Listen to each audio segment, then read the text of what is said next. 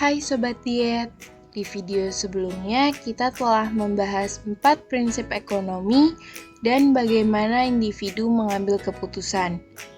Di video kali ini kita akan membahas prinsip ekonomi yang lain. Yang pertama, trade benefits all parties. Perdagangan merupakan salah satu aktivitas ekonomi fundamental yang mendasari kehidupan manusia. Dalam perdagangan, terjadi pertukaran barang atau jasa antara pihak-pihak yang saling menguntungkan. Prinsip dasar perdagangan menyatakan bahwa perdagangan menguntungkan semua pihak yang terlibat. Produsen akan memperoleh keuntungan dari penjualan produk mereka, sementara konsumen akan menerima manfaat dari mendapatkan barang yang mereka butuhkan atau inginkan. Produsen memiliki insentif untuk menciptakan produk yang menarik dan berkualitas untuk memenuhi kebutuhan dan keinginan konsumen, sehingga akan meningkatkan penjualan mereka dan menghasilkan keuntungan. Di sisi lain, konsumen memiliki kebebasan untuk memilih produk yang paling sesuai dengan kebutuhan dan preferensi mereka, sehingga mereka dapat mendapatkan manfaat maksimal dan kepuasan dari pembelian. Yang kedua, the market is a good place to organize economic activities. Pasar adalah tempat di mana penjual dan pembeli berinteraksi untuk melakukan transaksi barang atau jasa. Tempat di mana penawaran dan permintaan bertemu, menciptakan kesempatan bagi kedua belah pihak untuk memenuhi kebutuhan dan keinginan mereka.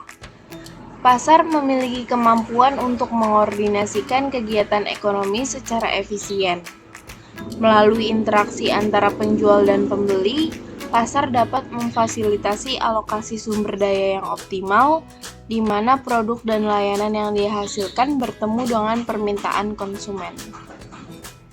Yang ketiga, the government can improve the results of market mechanism. Pemerintah memiliki peran penting dalam meningkatkan kinerja pasar dengan menyediakan barang dan jasa publik yang diperlukan oleh masyarakat, mengawasi persaingan agar berlangsung adil, dan mengatur distribusi pendapatan untuk memastikan keadilan sosial. Tindakan ini bertujuan untuk memberikan kerangka kerja yang mendukung bagi pasar, memastikan bahwa kebutuhan dasar masyarakat terpenuhi, persaingan berjalan dengan efisien, dan distribusi pendapatan mencapai tingkat kesejahteraan yang diinginkan.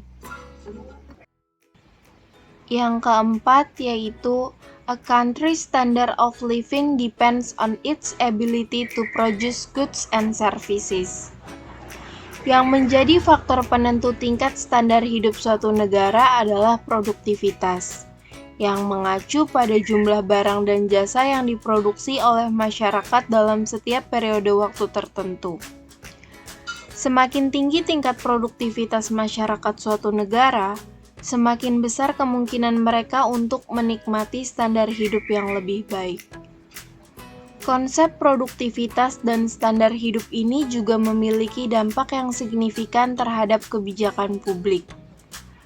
Kebijakan publik yang bertujuan untuk meningkatkan standar hidup masyarakat harus dapat menjawab pertanyaan kunci, yaitu bagaimana meningkatkan produktivitas masyarakat.